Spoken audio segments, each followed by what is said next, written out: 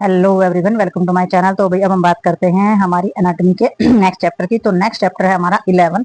तो 11 चैप्टर के अंदर है हमारा बेसिस ऑफ न्यूट्रिशन। तो इसमें डेफिनेटली हम सारा का सारा न्यूट्रिशन के बारे में ही पढ़ेंगे। तो ये हमारे कुछ टॉपिक इसके अंदर दिए हुए हैं कि भाई न्यूट्रिशन के बारे में हमने उसकी डेफिनेशन जाननी है, फूड ग्रुप जानना है, बैलेंस डाइट जाननी है, ठीक है, और सिंथेसिस सेक्रेट्स चीजें जो है, फंक्शनिंग चीजें जो है, सारी की सारी इसके बारे में हम पढ़ेंगे इसमें। तो इसमें हमारी 15 जो है टॉपिक इसके अंदर दिए गए हैं जो बिहेवियर ऑब्जेक्टिव है। और सिलेक्ट के टर्म्स में हमारा इसके अंदर हम न्यूट्रिशन के बारे में पढ़ेंगे। जो हमारा टॉपिक रहेगा मेन कार्बोहाइड्रेट्स मेन टॉपिक रहेगा, प्रोटीन रहेगा, विटामिन रहेगा, मेटाबॉलिज्म रहेगा और हमारी जो है बैलेंस डाइट रहेगा। तो ये सारे के सारे जो टॉपिक हैं वो इस चैप्टर के अंदर हमारे मेन रहेंगे, जिसके बारे में हम डिटेल में जानेंगे। ठीक है, तो हम एक एक करके चलते हैं। सबसे पहले हम करते हैं न्यूट्रिशन के बारे में कि न्यूट्रिशन क्या होता है, और न्यूट्रिशन के अंदर जितने भी टॉपिक है धीरे धीरे करके वो सारे के सारे हम कंप्लीट करेंगे। तो चलते हैं आगे। तो भाई सबसे पहले हम जानते हैं न्यूट्रिशन के बारे में कि न्यूट्रिशन होता क्या है। न्यूट्रिशन होता है पोषण, ठीक है। तो न्यूट्रिशन इज नरिशमेंट और energy that the obtained from food consume, ठीक है। तो जितना भी फूड हम कंज्यूम करते हैं, जितना भी फूड हम लेते हैं, उससे हमें एनर्जी प्राप्त होती है, तो उसे हम न्यूट्रिशन बोल देते हैं, ठीक है। तो इसमें बताया the process by which of the organism of the nutritions digestion absorption transport utilize of nutrient and dispose of the end product is called nutrition. तो हम पोषक तत्व किसको बोल देते हैं, इसमें प्रोसेस क्या रहता है। सबसे पहले जो भी पोषक तत्व लेते हैं हमारे ऑर्गन्स के द्वारा खाया जाता है, फिर वो पचाया जाता है, फिर उसका शोषण किया जाता है, फिर वो ट्रांसपोर्ट किया जाता है, फिर उसको यूटिलाइज किया जाता है उस पोषक तत्व को, और फिर हमारा डिस्पोज यानी कि वेस्ट प्रोडक्ट जो हो जाते हैं उसके जरिए बाहर निकाला जाता है। तो ये सभी को क्या बोला जाता है, न्यूट्रिशन का प्रोसेस होता है ये हमारा, ठीक है। तो अच्छा न्यूट्रिशन से good nutrition is essential of the normal growth and development. तो अच्छा न्यूट्रिशन जो होता है बहुत ज्यादा जरूरी होता है हमारी ग्रोथ और डेवलपमेंट के लिए, प्रिवेंट ऑफ डिजीज, और ये हमारी बीमारियों की रोकथाम भी करता है। तो इसमें बताया है कि भाई a nutrition is the components of food that must be supply to the body is a suitable amount is order to grow reproductive and lead to normal life. Nutrient are classified. तो इन्होंने बताया कि nutrient जो होते हैं यानी कि पोषक तत्व जो होते हैं, न्यूट्रिशन होता है हमारा पोषण और न्यूट्रिएंट होते हैं हमारे पोषक तत्व। तो इन्होंने बताया कि जो हमारे पोषक तत्व होते हैं जितने भी हमारे खाने के अंदर, तो हमारी बॉडी में एक जो सप्लाई किए जाते हैं तो उसमें एक सुटेबल अमाउंट होना चाहिए, यानी कि जितने अमाउंट की रिक्वायरमेंट हमारी बॉडी के अंदर उतने ही रिक्वायरमेंट पे जाने चाहिए इन ऑर्डर टू ग्रो। तो फिर वो उतने ही रिक्वायरमेंट पे जब जाते हैं हमारी बॉडी में, तो हमारी बॉडी में ग्रो करते हैं, ठीक है, हमारी बॉडी में डेवलपमेंट करते हैं, रिप्रोडक्टिव जो हमारा रिप्रोड्यूस होती है चीजें वो करते हैं, और जो कि हमारी नॉर्मल लाइफ को लीड करते हैं, ठीक है। तो जितने अमाउंट जरूरी है सुटेबल अमाउंट में सप्लाई होता है होना चाहिए, जो कि हमारी नॉर्मल लाइफ को स्टेबल रखने का काम करते हैं और ग्रो करवाते हैं। तो न्यूट्रिशन जो हमारा न्यूट्रिएंट है वो क्लासिफाई किए गए हैं। तो देखते हैं हमारे न्यूट्रिशन में कौन कौन सी चीजें हैं। तो देख सकते हैं आप कि रोजमर्रा की लाइफ में हम जो न्यूट्रिशन लेते हैं उसमें सबसे पहले कार्बोहाइड्रेट है, protein, fat, vitamin, mineral salt और वाटर। तो कार्बोहाइड्रेट्स जो होता है उसमें बहुत सारी फॉर्म होती है हमारी शुगर की, प्रोटीन्स में भी बहुत सारी चीजें होती है, फैट भी हमारे टाइप होती हैं, विटामिन भी हमारे बहुत टाइप के होते हैं, और मिनरल्स भी हमारे बहुत टाइप के होते हैं, और जो वाटर होता है उसके अंदर तो सारे के सारे हमारे इलेक्ट्रिक बैलेंस सब्सटेंसेस होते ही होते हैं। तो ये सारी की सारी चीजें हैं जिसके अंदर सारे के सारे हमारे पोषक तत्व होते हैं। तो आगे जाकर डिटेल में इनके बारे में पढ़ेंगे कि कौन से में क्या होता है और हमारी बॉडी के लिए कौन सा कितना और कितनी मात्रा में और किस कंडीशन में कितना जरूरी है। तो नेक्स्ट देखते हैं इसमें।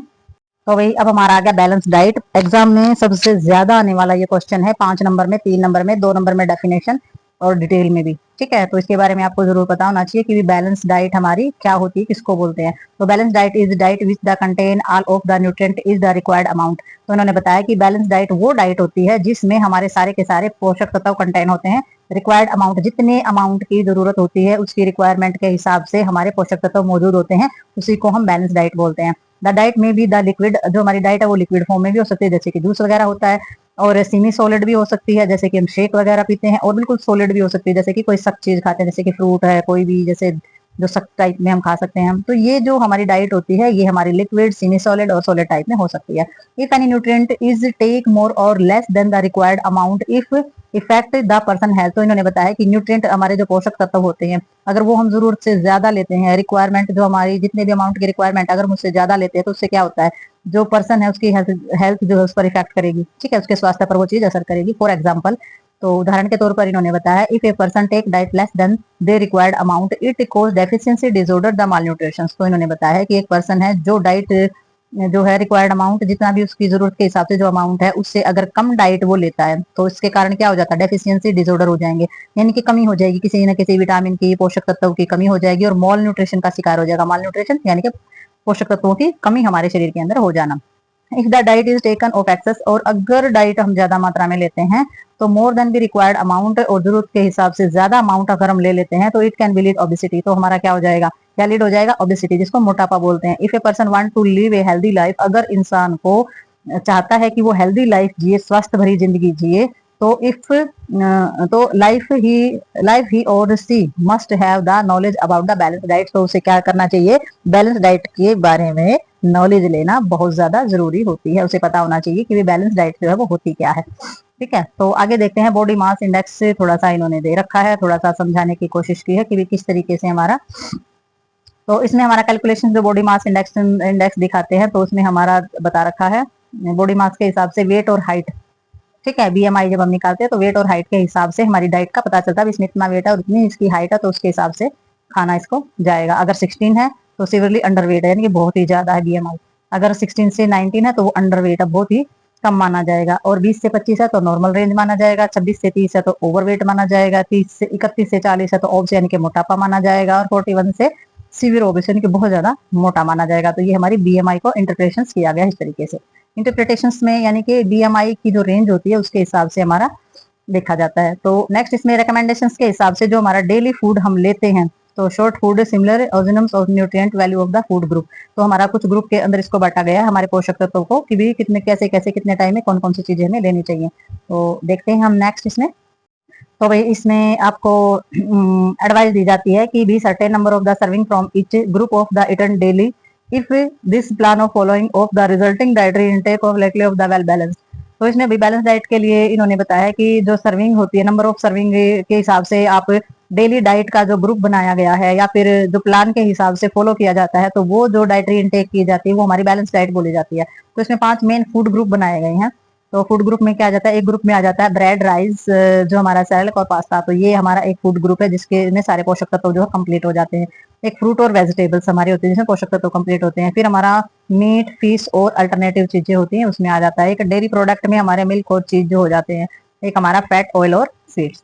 ठीक है, तो ये हमारे फूड ग्रुप बनाए गए हैं और इनको डेली ईट करने के लिए ग्रुप में कैसे ईट किया जाए, खाया जाएगा ये, और ये हमारी कैसे हमारी डाइट को बैलेंस कर सकते हैं। तो इसमें जैसे कि हमारी ब्रेड, राइस और सैलड एंड पास्ता है, इसमें तो थोड़ा सा इन्होंने बताया है कि भाई ब्रेड, राइस, सैलड में क्या, ब्रेड राइस में तो आप देख सकते हैं कौन कौन सी चीजें हमारी इन्होंने दी है। तो फर्स्ट फूड ग्रुप इंक्लूड किया गया है प्रिपरेशन ऑफ सैलड मेल्टस। तो ये भाई हमारा जो फूड होता है, स्टेपल फूड होता है, यानी कि हमारे अनाज जो है वो सारे आ जाते हैं फूड के अंदर। तो इसमें हमारा जो प्रोवाइड किया जाता है हाफ, यानी कि इनको अगर ये खा जाता है तो हमारे हाफ न्यूट्रिएंट जो होते हैं ना डेली मरा के जरूरत के, वो सारे के सारे एनर्जी वाले या फिर प्रोटीन देने वाले या एनर्जी वाले वो कंप्लीट हो जाते हैं। ठीक है, अगर हम ये चीजें खा लेते हैं तो हमारी बॉडी में यूज होने वाले जितने भी प्रोटीन और एनर्जी होती है हाफ वो कंप्लीट हो जाती है इन एडिशन। और इसमें अगर ऐड कर देते हैं होल ग्रेन एंड फ्लोर, तो हमारे जो अनाज होते हैं वो, और जो आटा वगैरह हो जाता है, तो अगर ये प्रिपरेशन किया जाता है तो ये जो फूड होता है क्या बन सकता है, ये वैल्यूएबल सोर्सेज होता है थायमिन और आयरन। अगर ये चीज और इसमें एडिशन में डाल दी जाए खाने के अंदर, तो ये और भी ज्यादा वैल्यूएबल सोर्सेज हो जाता है किस चीज का, थायमिन और आयरन जो है वो भी हमें मिलना स्टार्ट हो जाएगा, तो उसकी कमी भी हमारी पूरी हो जाती है। तो food on this group include, तो जो फूड का जो ग्रुप होता है उसके अंदर क्या क्या हमारा इंक्लूड किया गया है इसमें डेली मराज की लाइफ में जो हम खाते हैं, जैसे कि इसमें राइस है, वीट है यानी कि चावल है, गेहूं है, जवार, बाजरा, मक्की, रागी, रवा। ठीक है, राइस फ्लैक है या फिर सिवैयां, सिवैयां भी हमारी गेहूं की ही बनी हुई होती हैं। तो ये सारी की सारी इसमें किया गया। और वन सर्विंग में क्या हो जाता है, अभी एक टाइम की जो डाइट होती है, एक टाइम का जो खाना होता है, उसमें 1 स्लाइस ऑफ ब्रेड लेना है, एक 1 स्मॉल ब्रेड रोल आपने लेना है, 2 लार्ज हमारे क्रैकर्स लेने हैं और 25 सैलेड। तो ये इस हिसाब से डाइट बनाई गई है जिसमें थोड़ी थोड़ी सभी चीजें शामिल की गई हैं। तो इस हिसाब से हमारा 1 ग्रुप बन जाता है सर्विंग का। तो नेक्स्ट देखते हैं। तो अब इसमें आ जाता है हमारा फ्रूट और वेजिटेबल, हमारी जो बैलेंस डाइट है। तो फ्रूट और वेजिटेबल्स जो होते हैं वो बहुत अच्छे सोर्सेज होते हैं हमारे, जो कि प्रो विटामिन ए और हमारे एक्रोबिक एसिड होते हैं जो विटामिन सी के पूरक होते हैं। तो वो हमें वेजिटेबल और फ्रूट से ही मिलते हैं। तो ग्रीन और येलो वेजिटेबल्स जो होती है, फ्रूट ऑफ, जो हमारी पीले रंग के फ्रूट या हरे रंग की सब्जियां, पीले रंग के जो फ्रूट होते हैं वो हमारे विटामिन ए के सोर्सेज होते हैं। और जो serving should be the content 15 grams vegetable और फ्रूट, तो एक टाइम में सर्व जब की जाती है तो 50 ग्राम वेजिटेबल और फ्रूट जो है वो हमने लेने चाहिए। तो द वेजिटेबल और फ्रूट है share one the common components with the begin of the together one, तो इनके जिसमें कॉमन कंपोनेंट होते हैं वो सारे के सारे टुगेदर यानी कि इकट्ठे एक ग्रुप में डाले जाते हैं। ठीक है, तो component is the yellow plant pigment, जो हमारे जो कंपोनेंट्स होते हैं या फिर येलो प्लांट्स होते हैं, येलो प्लांट्स पिगमेंट जिसके अंदर होते हैं, या बेटा कैटोन्स होते हैं which the produce of vitamin. तो ये सारे के सारे जो येलो पिगमेंट्स वाले होते हैं या फिर हमारे बेटा कैरोटीन होते हैं, ये सारे के सारे क्या प्रोड्यूस करते हैं, विटामिन ए ही प्रोड्यूस करते हैं। इसीलिए सारे कंपाउंड्स एक जैसे होने के बावजूद ये सारे के सारे एक ही ग्रुप में डाले गए हैं, वेजिटेबल भी और फ्रूट भी। तो 1 सर्विंग में क्या देंगे, एक मीडियम ऑरेंज देंगे, यानी कि एक छोटा सा संतरा हो जाएगा, एक केला हो जाएगा, 100 ग्राम कुक्ड या फिर रा वेजिटेबल, कच्ची वेजिटेबल्स होती है जैसे कि पत्ता गोभी काट लिया या टमाटर काट लिया, खीरा काट लिया, ककड़ी काट ली, मूली काट ली। तो ये सारी की सारी हमारी रो वेजिटेबल हो जाएंगी, वो 125 ml रहेंगी। और फ्रूट और वेजिटेबल जूस ले सकते हैं आप उसके साथ, यानी कि जो हमारी सैलड बनेगी उसके साथ आप जूस ले सकते हैं, या 1 कप सूप आपका हो सकता है। तो जूस है वो भी फ्रूट का ही होगा, और जो सूप बनेगा या तो वेजिटेबल का ही होगा, और या फिर हमारा फ्रूट का तो होता नहीं, वेजिटेबल्स का ही सूप होता है, फ्रूट का तो जूस ही हो जाएगा। ठीक है, तो ये हमारे फ्रूट और वेजिटेबल्स होते हैं जो हमारी बैलेंस डाइट के लिए हेल्पफुल होते हैं। तो आगे तो भाई ये हमारे कुछ और होते हैं जो मीट फिश और अल्टरनेटिव बताए गए हैं। तो इसमें एक ग्रुप इंक्लूड किया गया, हमारा मेजर सोर्सेज जो है प्रोटीन के वो इसके अंदर बताए गए हैं।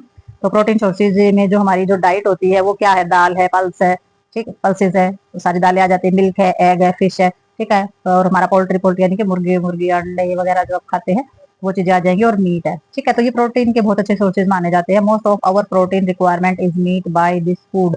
तो ये हमारी जो बहुत ज्यादा जो रिक्वायरमेंट होती है वो इस फूड से ज्यादा हो जाती है। 1 serving of each the these food provide about, तो जितना भी ये फूड है ये बहुत ज्यादा प्रोटीन रिक्वायरमेंट पूरी करने वाला है। और ये जो फूड है इसके अंदर 1 सर्विंग में फूड के अंदर 5 से 6 ग्राम प्रोटीन आ जाता है, जबकि ओनली 2 से 3 सर्विंग ऑफ द रिकमेंडेड, जबकि 2 से 3 रिकमेंडेड की गई, because they have is high fat content, क्योंकि ये जो सारी चीजें इनके अंदर हाई फैट कंटेंट है।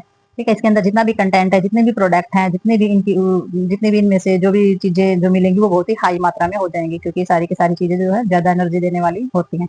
ठीक है, तो इसमें 1 सर्विंग में क्या दिया जाएगा, एक सर्विंग में यानी कि एक डाइट में एक अंडा जो कि 30 ग्राम का, पीनट बटर है, ठीक है, 80 ग्राम प्लेन कुक्ड मीट जो है, और 1 कप दाल। ठीक है, तो ये सारी की सारी 1 सर्विंग में दी जाएंगी। अगर इससे ज्यादा अगर आप दोगे तो प्रोटीन बढ़ जाएगा, प्रोटीन बढ़ेगा तो यूरिक एसिड बढ़ेगा, यूरिक एसिड यानी कि हमारी जो यूरिया है वो ज्यादा बढ़ जाएगा। तो इसलिए जो प्रोटीन है उसका भी एक लेवल या लिमिट होती है खाने की। तो भाई नेक्स्ट देखते हैं इसमें आगे हम। तो भाई ये हमारे आ जाते हैं डेयरी प्रोडक्ट। तो डेयरी प्रोडक्ट में ग्रुप इंक्लूड है मिल्क, चीज और योगर्ट्स। ठीक है, दूध है और हमारा जो चीज मिल्क है, दही है, वो सारे के सारे जो कैल्शियम और विटामिन देने का काम करते हैं। सारी की सारी हमारी चीजें जो है डेयरी प्रोडक्ट के अंदर आ जाते हैं। 2 से 3 serving per day of recommended. ठीक है, तो 2 से 3 सर्विंग इसमें प्रतिदिन में इसकी जरूरी होती है, जो कि डेयरी फूड जो हमारा ओपन होता है ओपन से रिच इन फैट।